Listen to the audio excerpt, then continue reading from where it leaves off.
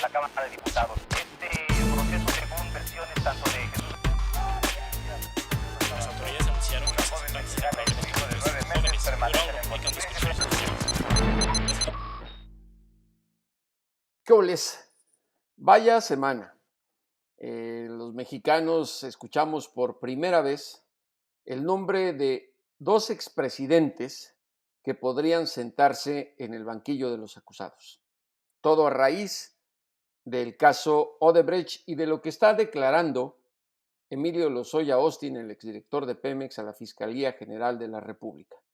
Como era de esperarse, al surgir el nombre de Felipe Calderón, el expresidente de la República y panista, este se siente acorralado y en la necesidad de explicar su inocencia, cuando nadie todavía de manera formal lo está acusando.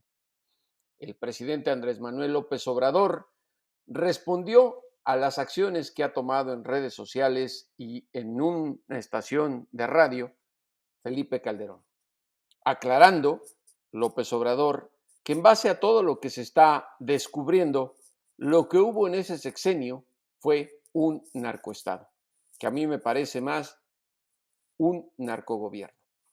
Y es que Calderón, aunque diga que no supo nada o no sabía nada, es imposible pensar que el jefe del Ejecutivo no supiera que el secretario de Seguridad Pública, su mano derecha, amigo y confidente, estaba relacionado con el cártel de Sinaloa, especialmente con la fracción dirigida por Joaquín El Chapo Guzmán Loera.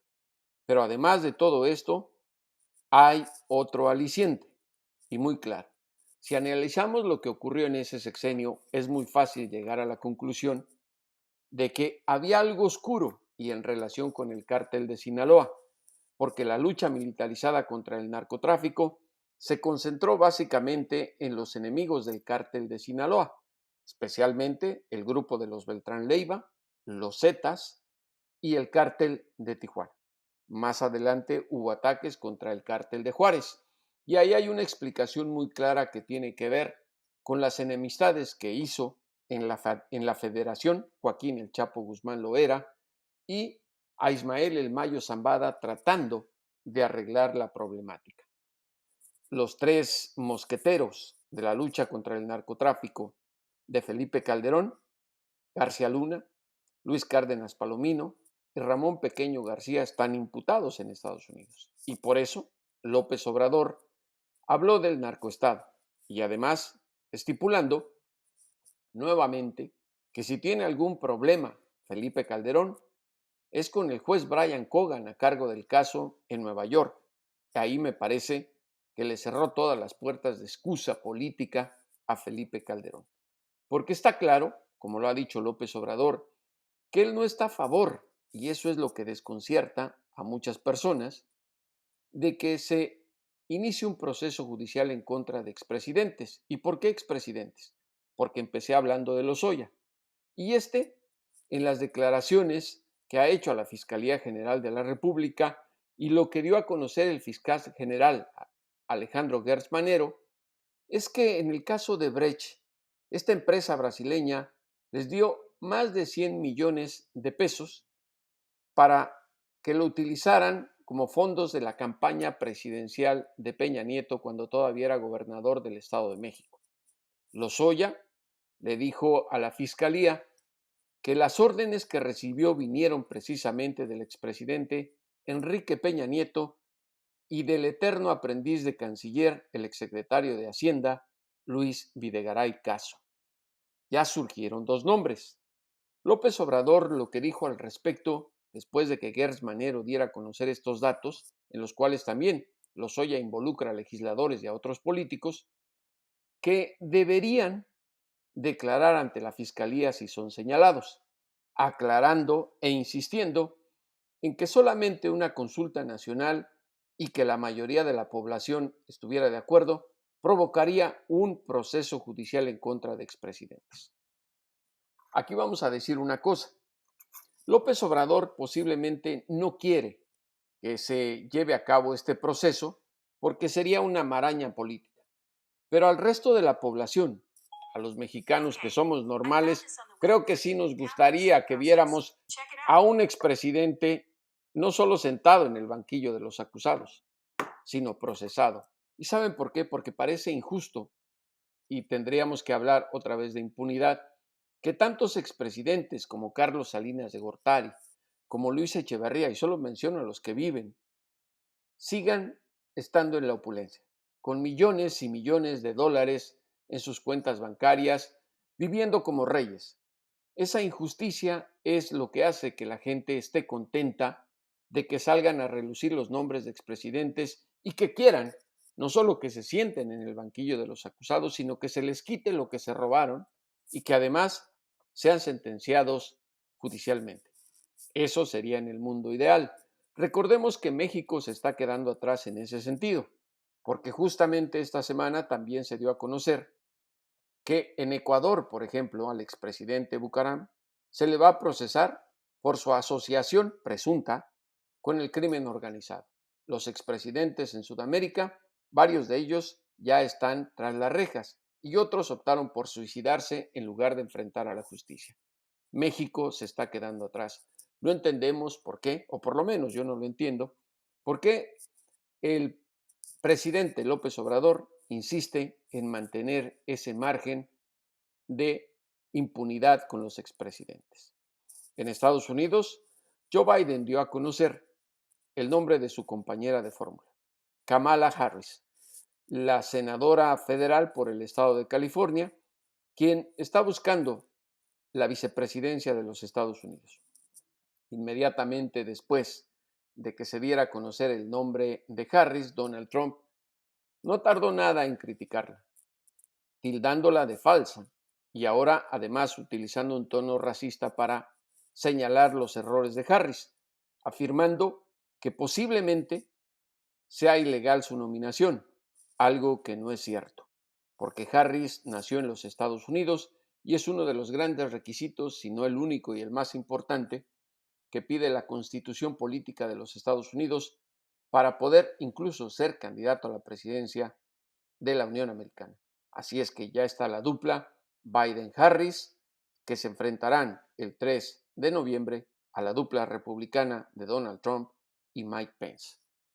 Hasta la próxima y como siempre, a los criminales y a los políticos, devuélvanos al México que nos arrebataron. Y ahora, escuchen una plática muy interesante y picosa con la escritora y poeta erótica Mónica Soto y Casa, alguien que siempre enseña y enseña además en sus cuentas de las redes sociales. Vamos a hablar de este asunto tan frívolo que es el de yo enseño lo que quieran y ahora se van a enterar por qué. ¿Qué oles? Bienvenidos nuevamente a Cada Siete, este podcast en el que comentamos temas de actualidad, política y asuntos polémicos como el que está esta semana por las redes sociales. Contamos en esta ocasión con una muy querida amiga, escritora y poeta, Mónica Soto y Casa. Mónica, muchas gracias por aceptar la invitación de participar en Cada Siete. Muy contenta de estar contigo, Jesús, y vernos así, aunque sea a través de una pantalla, me da mucho gusto. Sí, porque esta pandemia ha evitado que la gente pues se mueva de ciudad en ciudad y poder disfrutar de la compañía de los amigos para platicar un poco. Mónica, tú eres una escritora de poesía y literatura erótica. He tenido la fortuna de leer 3 de tus obras, Tacones en el armario, Galletitas para un funeral y Grab My Pussy. Ha surgido en las redes sociales un tema que creo que expone muchas cosas de la idiosincrasia de nosotros los mexicanos y de lo que se vive en el país debido a lo que ocurrió entre el senador Samuel García de Movimiento Ciudadano y su esposa Mariana Rodríguez, que se estaban comunicando virtualmente, incluso estaban comiendo ahí unas costillitas que se antojaban, pero pues la esposa de este senador aparentemente se ve que tenía un short o una camiseta y estaba enseñando un poco pierna, Y pues el senador le reclama, estás enseñando mucha pierna, le dice, me casé contigo para mí, no para que andes enseñando. Y eso obviamente generó muchas respuestas, incluso un hashtag, como llaman a esta etiqueta que se pone en Twitter. eh, yo enseño lo que quiera, sobre todo por las mujeres. Y aquí la pregunta que, para iniciar esta plática, Mónica, con la cual iniciaría es, ¿tú cómo ves la reacción, en primer lugar, en las redes sociales a este video?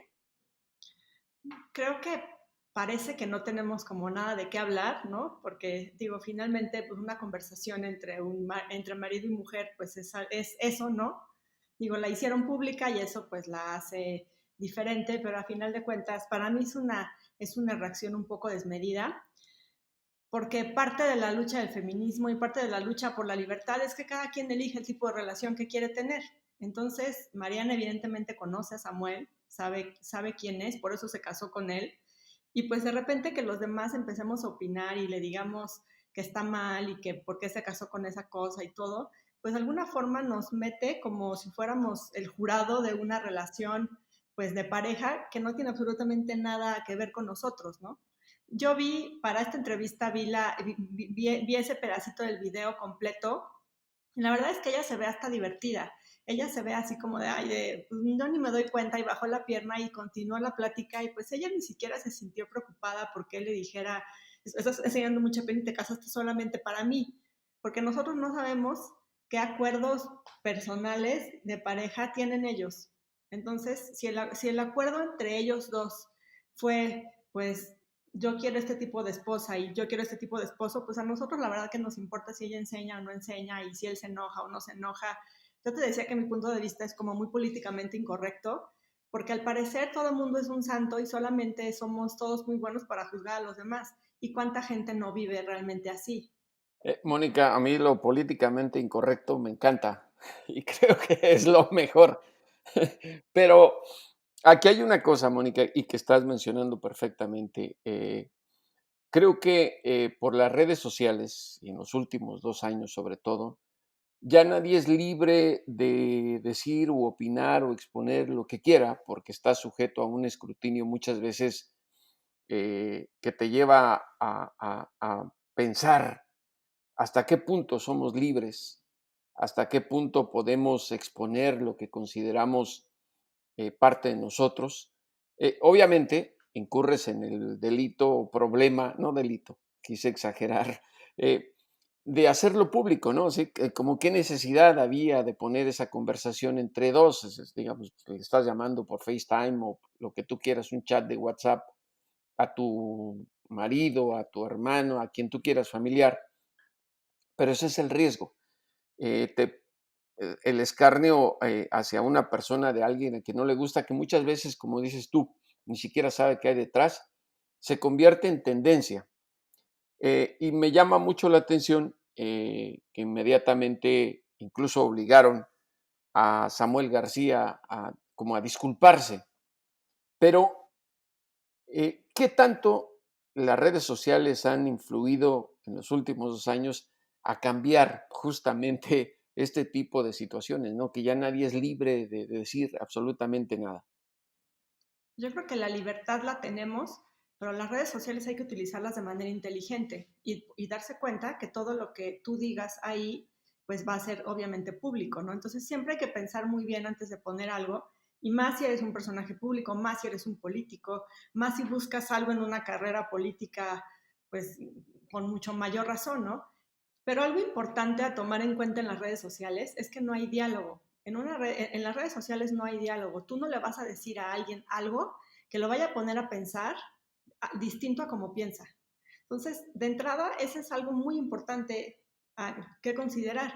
Finalmente, tenemos en nuestras redes sociales círculos y tenemos en contacto gente que piensa parecido a nosotros, que estudió en la misma universidad, que trabaja en el mismo lugar, gente que está en nuestro círculo social más cercano y a lo mejor más lejano, pero es raro encontrar a alguien que tenga una diversidad de pensamientos, sino que la gente sigue a quien está de acuerdo. Y pues de repente te aparece gente que no estás de acuerdo y a lo mejor opinas y echas ahí todo un escándalo y todo un choro mareador acerca de por qué están mal, pero tú crees que alguien se va a poner a leer eso y va a decir, ay, sí es cierto, tal vez chiquita bomba 5724 tiene una idea que me va a hacer cambiar de opinión, pues jamás. Entonces, hay que usarlas para lo que son, para comunicar lo que nosotros queremos comunicar, siendo inteligentes con ese mensaje. ¿Yo qué quiero decir? ¿Por qué lo quiero decir así? Igual a todos nos ha pasado que nos dan ganas de repente de contestarle a alguien de una Sí. forma así fea, pero no lo haces porque dices, bueno, ¿qué voy a ganar con esto? Entonces, es muy importante eso, utilizarlas de manera inteligente y pensar que lo más importante es la integridad, que tú hagas, digas y pienses pues en una consonancia. Entonces, si tú eres una persona que le gusta mentar madres, pues hay que mentar madres, y a quien no le guste, pues que siga a alguien que no mienta madres. O sea, finalmente sí tenemos la libertad limitada, pero depende mucho de nosotros cómo la usamos, ¿no? Ahora, esta etiqueta o hashtag, yo enseño lo que quiera, a mí me llamó un poco la atención porque de pronto vi a muchas mujeres tomándose una fotografía y subiendo a las redes sociales enseñando pierna, incluso en lo, Escote. ajá, en lo particular, a mí me llamó la atención porque vi la fotografía de una amiga reportera que siempre ha sido, pues, digamos, bastante reservada, nunca enseña nada, y de pronto la vi enseñando y dije, bueno, lo que generan las redes sociales, ¿no? Cada quien enseña, obviamente, lo que quiera, pero me parece un poco exagerada la reacción, la verdad, como dices tú, pues no sabemos qué hay detrás de esas. Obviamente la esposa de Samuel García no se veía preocupada, como tú dices, pero generó todo esto, como te digo, incluso gente que tal vez nunca enseña nada en las redes sociales, ahora quisieron enseñar todo por esta especie de solidaridad feminista, ¿no? Fue muy divertido el hashtag. A mí me encantó empezar a ver fotos, como dices tú, de gente que jamás en su vida pone una sola foto ni medianamente sexy. Todo el mundo enseñando la pierna y enseñando el escote y se levantaban el vestido. A mí me pareció un hashtag muy divertido. Y lo que hay que entender es que las mujeres tenemos, pues ahora sí que muchísimas cosas atoradas y queremos, o sea, hacer entender muchas veces estas ideas de libertad y que no somos posesión de nadie, y a veces no somos escuchadas por la misma razón de pues, la educación es de cierta forma, los usos y costumbres son de otra, y pues las familias y la gente se han relacionado así toda la vida. Entonces, de repente, cuando hay esta oportunidad de hablar sobre la libertad de elegir sobre nuestro cuerpo, pues la verdad es que no la desperdiciamos. Entonces, a mí se me hizo muy divertido, me encantó ver a mujeres organizadas haciendo algo, aunque fuera un hashtag y enseñando pierna. Yo tengo enseñando pierna Enseñando pierna mucho tiempo. no subí ninguna foto con ese hashtag porque no tiene chiste, ¿no? Digo, la Ajá. foto que subí en la mañana antes del hashtag enseñaba suficiente pierna como para que no fuera necesario, ¿no? Pero por eso entiendo, como yo tengo haciéndolo tantos años y de alguna forma se ha vuelto parte de mi personalidad, pues sí entiendo la necesidad de alguien de decir, tú enseñas lo que quieras y no va a pasar nada, ¿no? Porque enseñar pierna no te hace ni mala mujer, ni inadecuada para ser esposa, ni inadecuada para ser buena madre, ni inadecuada para hacer un buen trabajo. Y hay muchas mujeres con cuerpos hermosos escondidos bajo muchas capas de ropa por esta situación. Entonces, cualquier oportunidad es buena para poner de manifiesto como una declaración de principios, pues que si uno se tapa es porque quiere y no porque te lo exigen, ¿no? Pero Exacto. entiendo que en una relación de pareja, cuando tú te casas con alguien o tienes una relación de pareja, llegas a acuerdos. Y si el acuerdo es que la falda no va más arriba de la rodilla y tú lo aceptas, pues digo, no es que esté grabado en piedra, pero por supuesto que puedes y, o sea, tienes que cumplir con tus acuerdos, ¿no? Y pues igual del otro lado harás algunos acuerdos.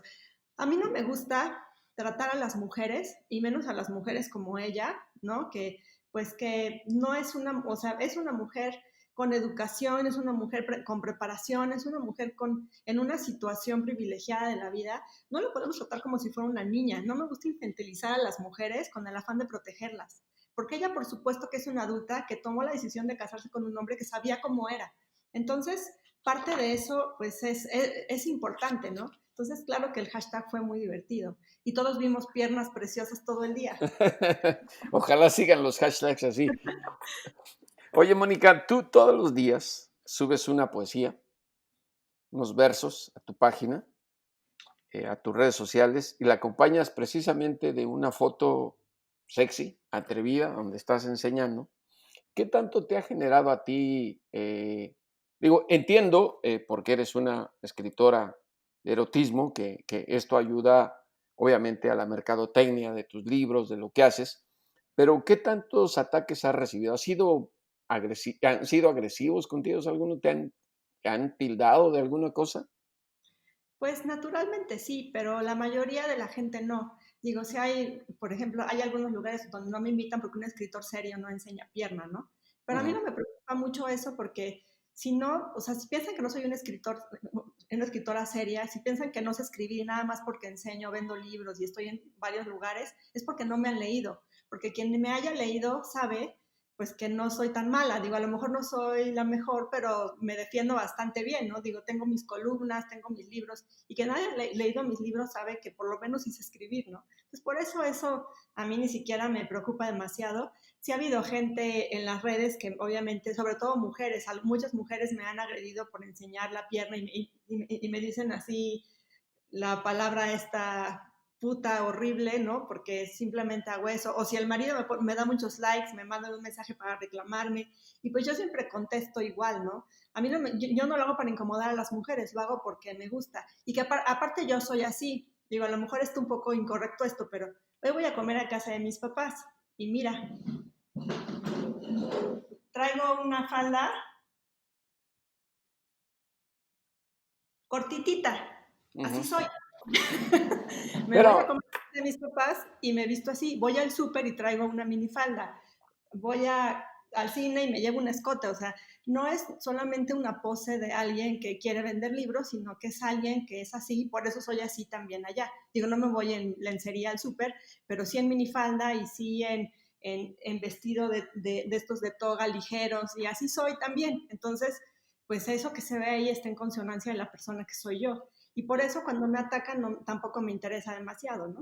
y hay un ligero contraste, porque lo que dices es, a ti dices que te atacan, creo que la mayoría de las mujeres, si te entendí bien, También algunos hombres pero en mayoría mujeres, ¿no? ajá. En los últimos días se han solidarizado alrededor de la esposa de este senador precisamente. Eso es lo que contrasta un poco y que hace, pues, interesante, por ejemplo, esta plática contigo. Eh, ¿Es hipocresía de las mujeres? ¿Qué es lo que ves en todo esto? Yo no creo que sea hipocresía. Para mí es más bien como desorientación. A final de cuentas, digo, sucede mucho y afortunadamente no en todos lados. Yo trabajo y he trabajado con muchas mujeres y cuando hacemos equipo es increíble. Tengo un proyecto nuevo con 4 mujeres colombianas que se llama Cómplice de Letras y Placeres, donde las 4 nos juntamos a hablar de temas relacionados con la literatura o hablamos del acoso y hablamos de todas estas cosas, ¿no? Entonces hacemos un equipo increíble y trabajamos juntas muy bien. Entonces, las mujeres trabajamos muy bien juntas, pero de repente sí sucede que es mucho más fácil solidarizarte con alguien que parece una víctima que solidarizarte con alguien que no es una víctima. Porque en este asunto pues ahora sí que de la violencia, porque digo que una mujer te escriba, eres una puta porque mi marido te da like, pues es bastante violento, ¿no? Entonces, en este asunto de la violencia hace falta alguien a quien tú quieras destruir y también defiendes a quien se ve vulnerable. Entonces, para mí tiene que ver con eso. A Mariana la vieron vulnerable porque pues está enferma y el marido en un Instagram Live público pues le dijo no enseñes la pierna y más al rato le dice me casé contigo y estás salada porque me empezó a ir mal. O sea, claro que una lo ve y dice, pues qué triste, ¿no? Porque si me lo dijeran a mí, o sea, te sale la empatía femenina, si me lo dijeran a mí, pues que, o sea, yo sí me sentiría mal, ¿no? Que ella en el video se ve como hasta divertida, ¿no? Cuando dice, Ujú. hasta se burla de él, le dice, sí, pues sí, estoy salada y se burla de él, ¿no?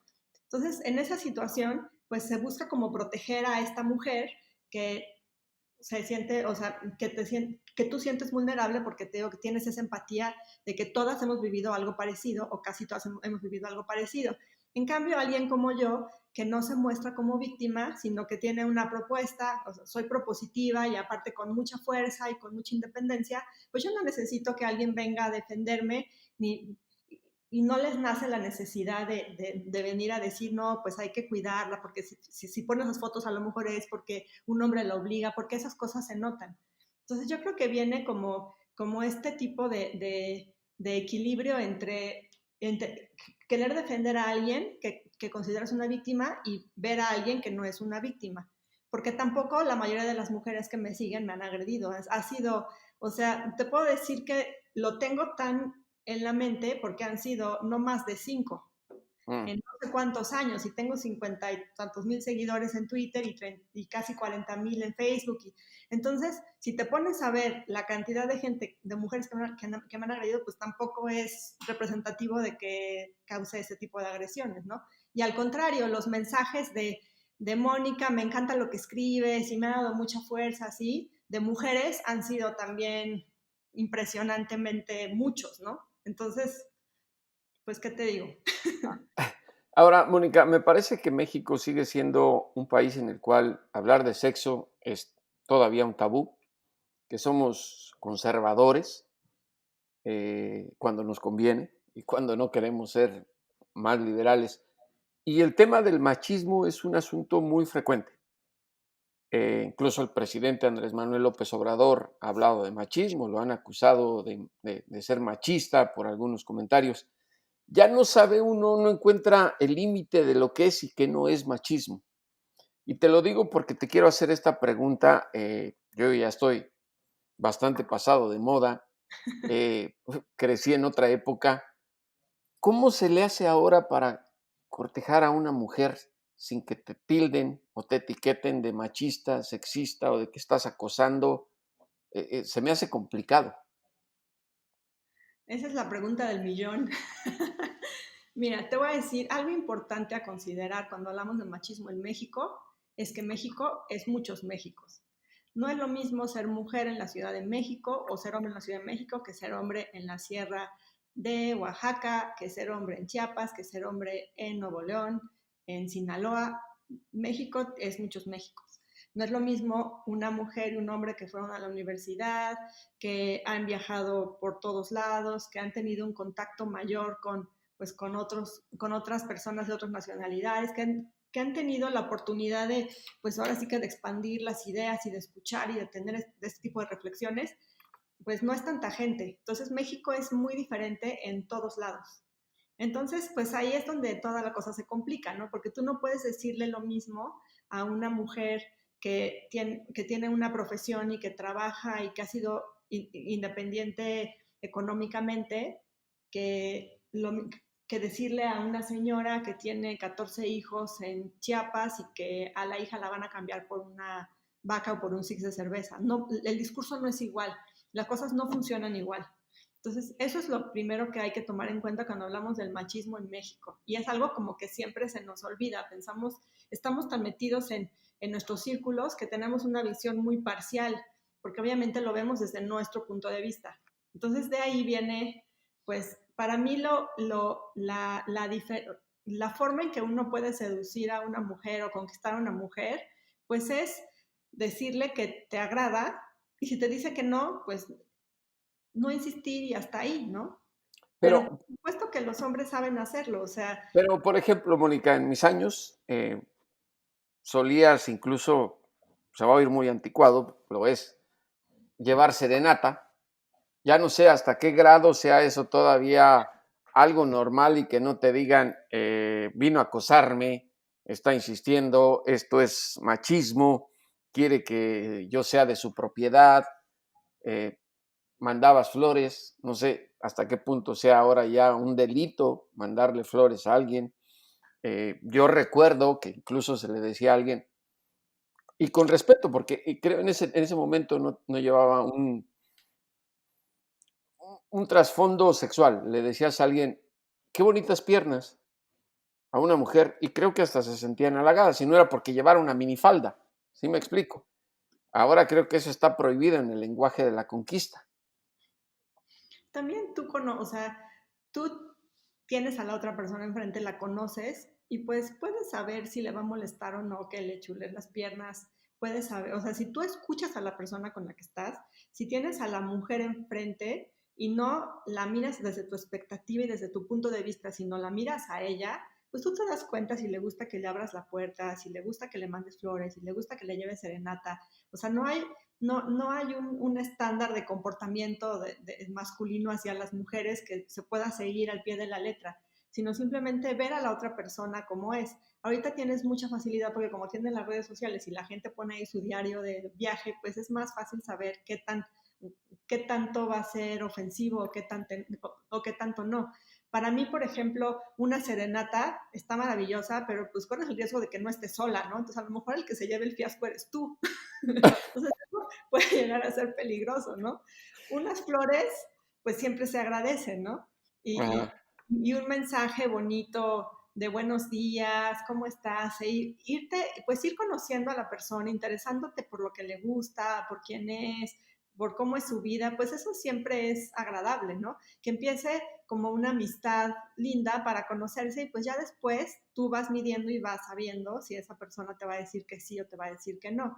Y si te dice que no, pues es no y hasta nunca, porque ese tiempo en que el no era tal vez y el no, entonces eso pues ha confundido todo, ¿no? Porque también eso sucede, pero Pe- no, o sea, entonces ahora tiene que ser, si es no, pues no y punto. Y si era tal vez, pues ya te molaste por andar queriendo hacer trucos, ¿no? Entonces, Pero mira, por ejemplo, era típico en mis años, todavía vivía Matusalén, que bailabas, estabas bailando y le preguntabas, oye, y fíjate, se va a ir muy inocente esto, ¿quieres ser mi novia? Y te decían, deja consultarlo con mi almohada, ¿no? Y te aviso después. Ahora creo que las jovencitas te dicen, deja consultarlo en Google, deja ver si no esto es un acoso sexual, deja ver si esto no es machismo, deja, se me hace complicado, ¿no? A los jóvenes ahora, a los muchachillos, yo no sé cómo se conquisten, cómo se acerquen, cuáles sean las relaciones, pero creo que la tecnología, las redes sociales lo han hecho más complicado. Ahora, yo no me veo en el papel de decirle a alguien, oye, con todo respeto, qué bonitas piernas tienes, porque sé que me va a acusar, no sé si ya exista algún comité, algo, organización que me lleven a la cárcel por eso. Entonces, se me hace muy complicado ya en cualquier lugar el tratar de ser galante con la gente. Hay que llevar un diccionario de Google, porque ni siquiera un diccionario normal, para evitar precisamente este tipo de problemas, ¿no? no, no es tan así. Más bien lo que hay que hacer, para mí, según mi punto de vista, es preguntar, o sea, es comunicarse. Es preguntar, oye, si quieres salir con alguien o si te interesa, pues empezar, te digo, con una relación menos, o sea, con algo con menos intensidad, ¿no?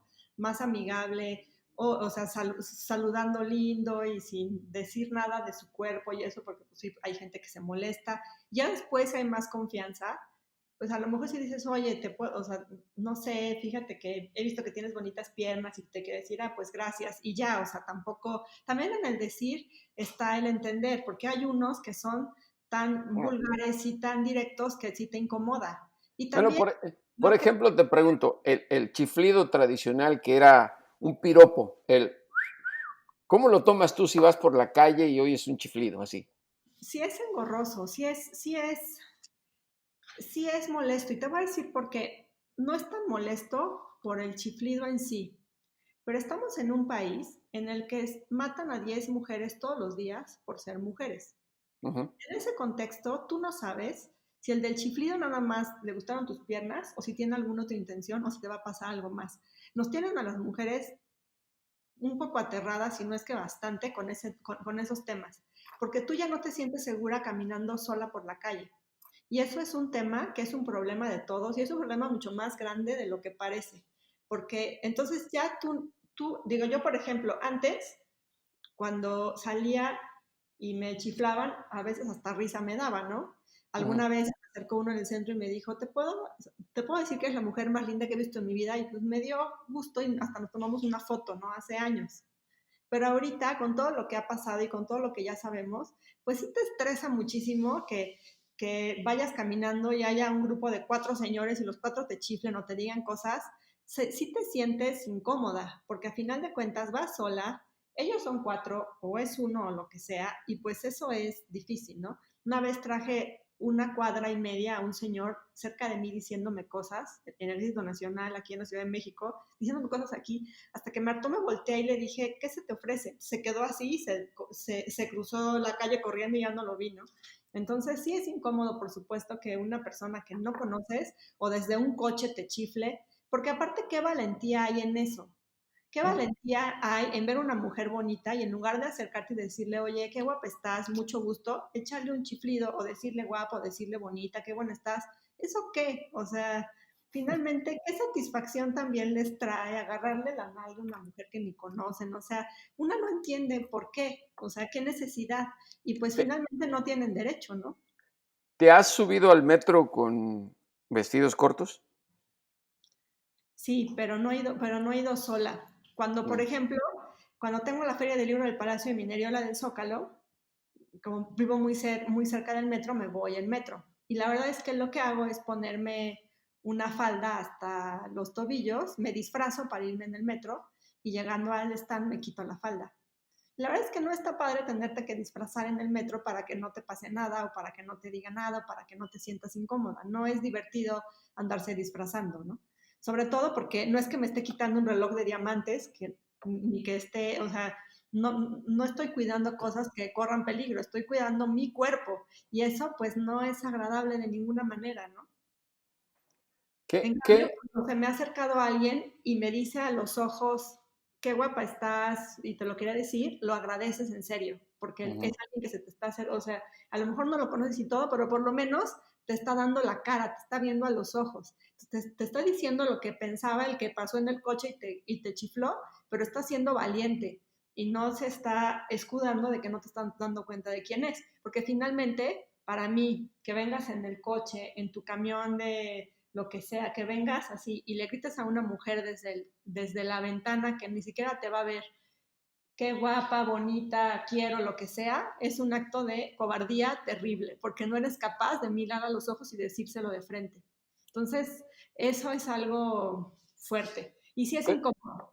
Pero creo que entre los jóvenes esto ya no ocurre, ¿no? Digamos que chiflen, que te digan ese tipo de cosas. Creo que tienen un comportamiento distinto debido a la tecnología, que tienen acceso a estos teléfonos inteligentes, a las computadoras. Creo que esas generaciones, digamos, un poco más con ese machismo marcado en la piel, se está quedando atrás.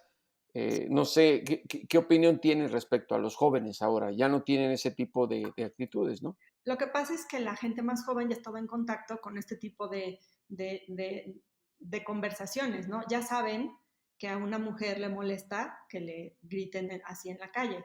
Y antes, pues no lo sabían, porque antes era normal. Entonces, ahorita muchos ya tienen esa conciencia del respeto al cuerpo ajeno. Pero lo mismo digo que hace rato, México es muchos Méxicos y muchísima gente no tiene el contacto con este tipo de conversaciones y mucha gente no tiene pues ahora sí que en su casa a una hermana o una mamá que les digan esto, porque ellas tampoco están enteradas de que no es, o sea, toda la vida se han quedado calladas y se han quedado con la incomodidad y no han dicho nada. Entonces, pues son cosas que hay que seguir trabajando en ellas, porque ¿cuántos jóvenes ya tienen eso en la mente para hacer un cambio? Claro que sí, muchísimos, pero todavía sucede, pero de una manera impresionante, ¿no? Depende en dónde estés, depende con quién estés, o sea, cambia muchísimo. Por ejemplo, yo tengo un hijo de 12 años y un día que íbamos regresando de su escuela, caminando por la calle, venía un señor con su esposa y con su hijita y yo traía mi consabido escote de siempre. Y entonces el señor se me quedó viendo y mi hijo estaba indignado y dice, ¿cómo es posible que se te quedara viendo ese señor así? Porque mi hijo lo vio, que se te queda viendo ese señor así, si viene con su esposa y con su hija. Entonces, es importante que uno hable de estas cosas porque entonces así las generaciones nuevas se dan cuenta. Y esa indignación, pues de un niño, por supuesto que ayuda, ¿no? Porque entonces ya esa generación pues va platicando con sus amigos de ese asunto. Entonces, pues empieza a haber un respeto diferente y eso pues es algo que nos hace ganar a todos. Porque a final de cuentas, pues a ustedes como hombres, ¿de qué les sirven que las mujeres nos sintamos incómodas en la misma sociedad o en el mismo lugar donde están ustedes? No es algo agradable. Y mientras esas cosas continúen, pues este tipo de tensión y este tipo de reacciones desproporcionadas a una cosa como no enseñes la pierna porque te casaste para mí, pues nos va a indignar cada vez más. Entonces, una cosa está relacionada con la otra siempre. Pero bueno, finalmente sí hemos avanzado y las generaciones nuevas sí tienen una conciencia mucho mayor acerca de esto. Aunque también en las generaciones nuevas están estos hombres que ya no quieren tener relaciones con mujeres. Hay un movimiento, el Men Going Their Own Way, no sé si lo conozcan. No. Como me gustan estos temas, resulta que hay un movimiento que se llama Men Going Their Own Way, que tienen hasta un libro que ya leí además sobre esto. Entonces dicen que, o sea, que las mujeres como somos ahora, pues ya no servimos, ¿no? Porque pues ya no nos puedes gritar y ya no nos puedes dominar y ya no nos puedes tener en la casa lavando platos y nada más queremos que nos embaracen para tener al hijo y nos van a votar. Entonces de repente es súper chistoso porque te encuentras toda la literatura feminista, lo que queremos las mujeres, y ahora me encuentro esta literatura de los hombres que están pues así de frustrados, y te das cuenta que si le cambiaras a estos las palabras mujer por hombre y a este hombre por mujer, serían casi igual un libro. Entonces ahí es donde dices, o sea, no nos estamos entendiendo porque no estamos abiertos a escuchar. Porque si estamos abiertos a escuchar, entenderíamos que realmente queremos lo mismo. Entonces lo que hay que hacer y lo que pasa pues es ver cómo le vamos a hacer para que consigamos lo mismo.